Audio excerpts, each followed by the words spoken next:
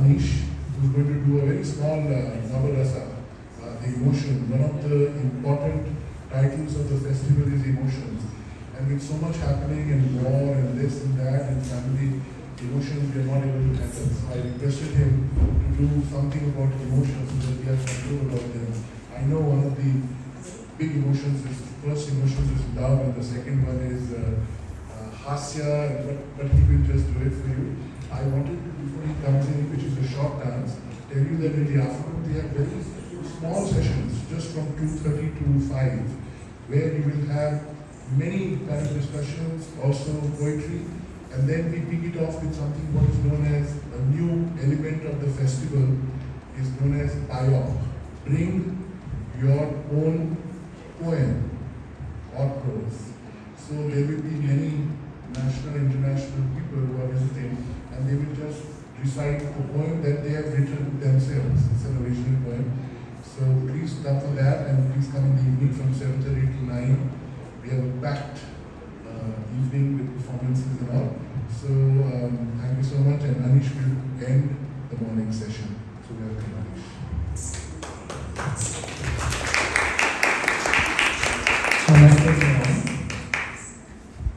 I would like to warn you at the outset that I'm far from being a speaker. I speak more through my dance. Nevertheless, Lalit Bhai wanted me to share a little bit of what I know of the rasa theory, which was such an important factor in the idea of arts and performing arts, poetry, literature in India.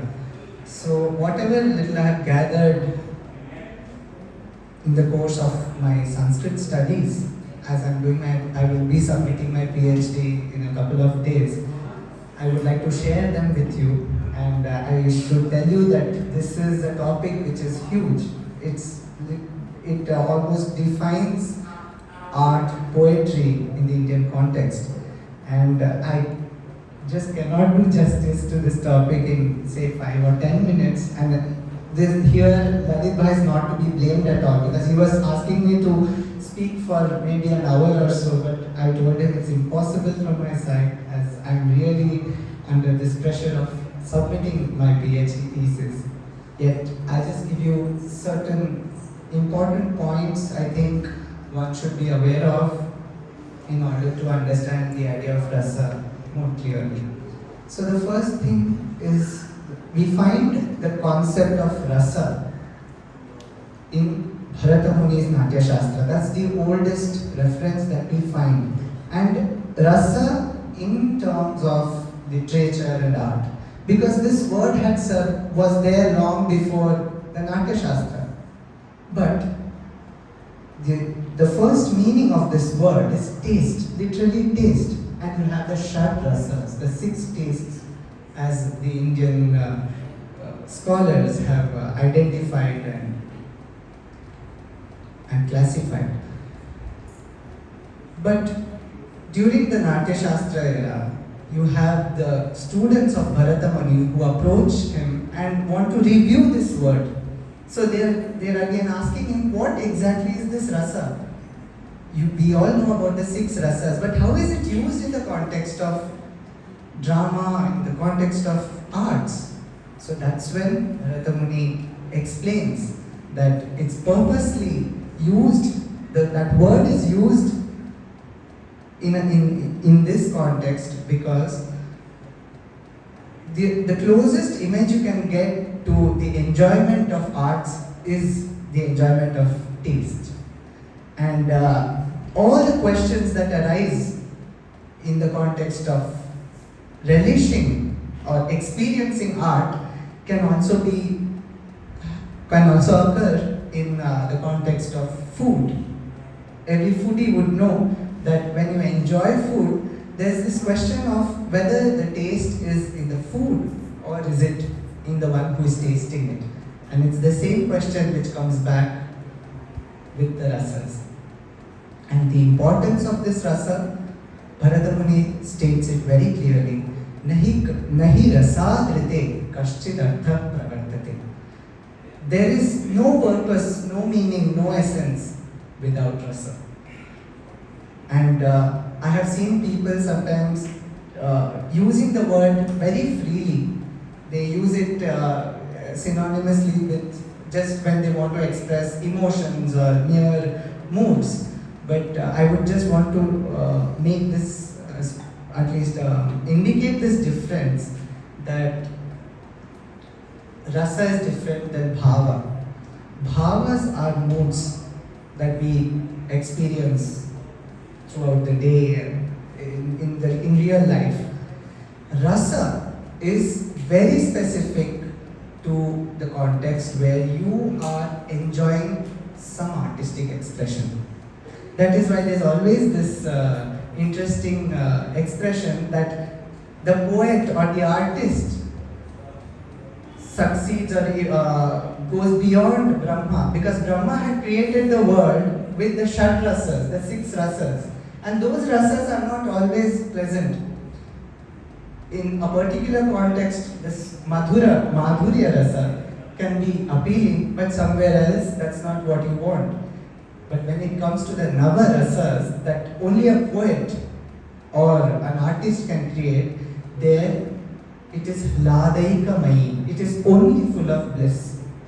And there is no other negative emotion which disturbs that experience. So I can go on, and there are a lot of points that can be discussed, but as we are short of time, I'll get to the dance that I will present. As we saw, Bharata Muni had stated that rasa is the most fundamental concept. And years, millenniums later, Sahitya Darpanaka, so you have debates, you have discourses which are trying to really identify the essence of what rasa is. It is such an experience where you can have tears, you can be moved by the pain that you are seeing in the art and yet enjoy it. And that's where there is a difference when it comes to bhavas, which everyone suffers in their day-to-day life. So when you are in a sad situation, you feel sad, you are not relishing it. But the same thing presented through art brings this rasatva, and that's where you have the idea of relishing that emotion. Years, centuries later, Sahitya Darpanakara, Kavi Vishwanatha, great critic, comes to the extent of saying that rasa is the soul of poetry. And kavyam, the word kavyam, which is usually understood as poetry, one could, it is maybe a very limited translation, because the word kavyam also means literature in general. Prose is also part of kavyam. And visual arts, today we have the term visual arts, but in the Indian tradition, dance, drama was part of drishya kavyam, so it was equally a kavyam. And interestingly, all these discourses about literature began with dramatics, with Natya Shastra. So here today I will be presenting a dance, Navarasa. Again, something that is there, a concept that has been explored by, I think, all artists in all styles. And they are just justifying the fact that rasa is of utmost importance when it comes to art. Here I will be presenting Guru Deba Prasad Das, another architect of the Odissi dance, his choreography, Navarasa, where he shows the components which help in experiencing the rasas. These components have been described by Bharata Muni himself. These components are 3. Vibhavas, Anubhavas and Vyabhichari bhavas. Vibhavas are all the stimuli which trigger this sentiment of Shringara, which is one of the rasas, Veera, another rasa. Anubhavas are the physical reactions, and the transitory moods that one experiences are the Vyabhichari bhavas. So the coming together of these is what brings rasa. When I say a cup, the word cup, all of you can understand a cup. But when I say Shringara, you don't experience Shringara. The sentiment is not depending on the word here. The sentiment depends on these three components, and that's what makes the rasa a very special concept. So today, the Navarasas, Shringara, the sentiment of love, and the entire thing is based on Ramayana, the Adi Kavya. The first sentiment, Shringara, Rama and Sita are roaming in Dandakaranya. So they are all by themselves, and you have the nature which is full of love, full of Shringara. So these are the Vibhavas. When Rama and Sita are enjoying this beauty, there are these physical reactions which are the Anubhavas and the moods that come in and go. For example, moods which have humor or a certain kind of wonderment, which is not purely the sentiment of love, which helps in enhancing the sentiment of love. So Shringara. Veera. Veera is heroism. Here Guru Deba Prasad Das has handled it very beautifully, very, very detailed, in a very subtle way I should say, because the rasa is also connected to the aesthetics of a particular community, and the aesthetics of a particular community is always connected to the idea of the good and the bad that is prevalent in that community. So Veera, which would just mean heroism, is still not a rasa when it is expressed with arrogance, with a sense of boastfulness. It has a restraint, it has a dignity. And to show this, he chooses the episode from Ramayana where you have all these kings who are trying to, in Sita's Swayamvara, who are trying to lift the bow. And it's almost choreographed in a way that makes it look ridiculous, because the point is that just brute strength is ridiculous. It is not the real Veera Rasa. And in contrast to that, you have Rama, who really is the embodiment of Veera. Karuna is when pathos, when Rama finds Jatayu about to die, and he also has to listen to this terrible news of Sita having been abducted. Adbhutam, wonderment, when he sees the monkeys build the bridge across the sea. He himself is an embodiment of wonder. Hasyam, here when Shurpanaka's nose was cut, the ones who lived in that area, who were troubled by her, have a good laugh. So, the Natya Shastra also classifies the different shades of laughter which develops from Smita till Atihasita. And Guruji has so beautifully tried to bring these shades in the Hasya Rasa. Bhayam. Bhayam is when Ravana can see on the eve of his battle with Rama the form of Sri Rama haunting him everywhere. Bibhatsa, disgust, when the battle is over and the lowly creatures are relishing the dead bodies and the remains on the battleground. So even Bibhatsa is a rasa. Jugupsa, the bhava is disgust that we might feel, but when you have to bring it to the level of rasa, that's where the entire magic begins. It has to express the idea of disgust, but with the coat of art, with the coating of art that makes it relishable. Raudram, anger, when Rama is determined to finish Ravana. And finally, Shanta, when all the devotees, saints can see Rama in their inner vision and relish that peace in them. So Navarasa.